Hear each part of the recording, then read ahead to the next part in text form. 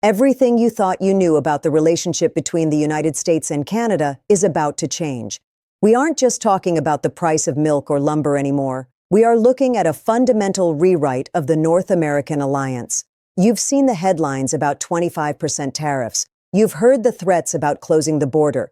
But what nobody is telling you is what happens next. What happens when the dust settles? Because 2026 isn't just another year on the calendar. It is the deadline that could break the Canadian economy or completely isolate the United States.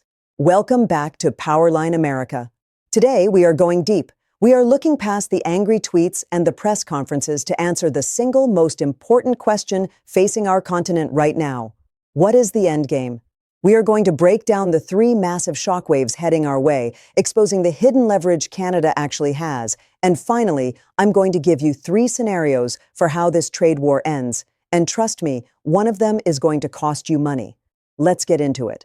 To understand where we are going, you have to understand the weapon on the table. It's not just a tariff, it's a siege. Donald Trump has made it clear that America first means everyone else last, including America's oldest friend. But why now? And why is this different from 2018?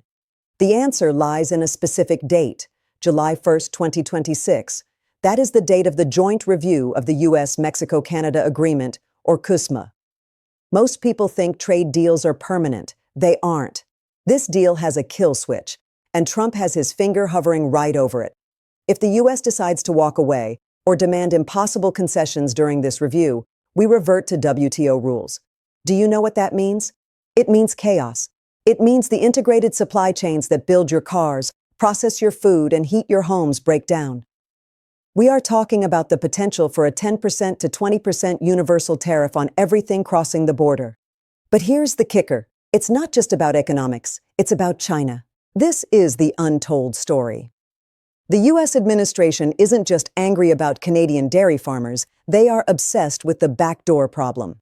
The claim is that Chinese companies are using Canada and Mexico to bypass American tariffs.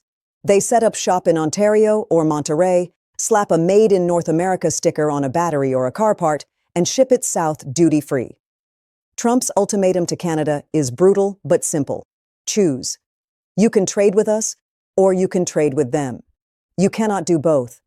So, how is Canada reacting? You might expect panic. And sure, there is plenty of anxiety in Ottawa, but something strange is happening. Unity. For the first time in years, we are seeing a Team Canada approach that actually has teeth. You have conservative premiers like Doug Ford standing shoulder to shoulder with the federal Liberal government. Why? Because this isn't politics anymore. It's survival.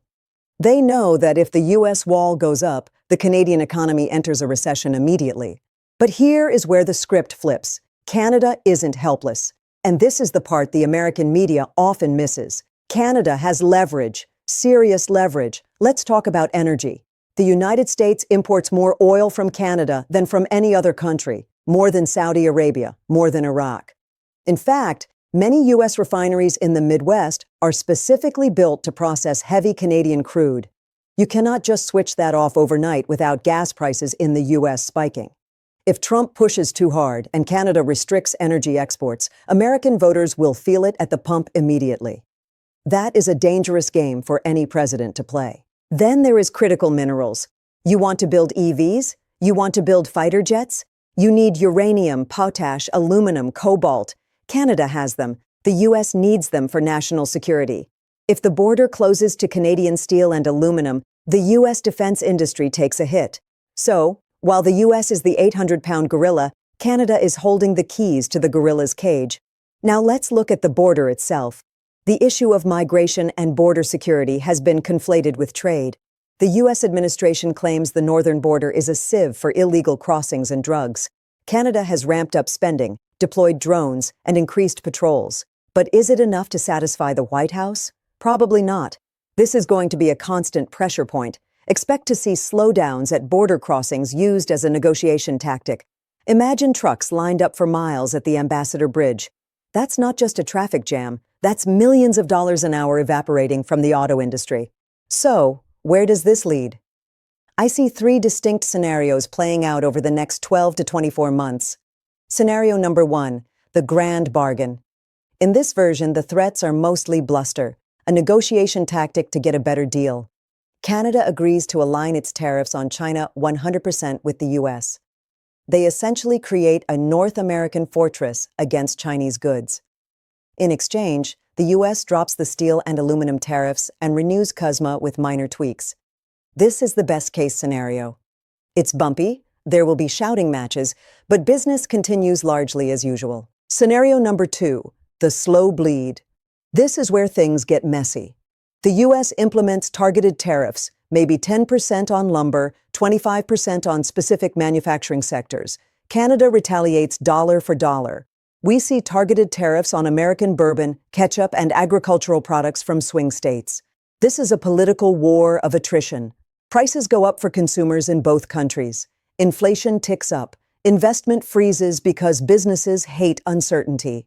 If you are looking to buy a car or build a house, this scenario makes everything 10% more expensive for the next 2 years.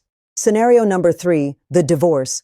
This is the nightmare. Trump follows through on the threat to terminate CUSMA.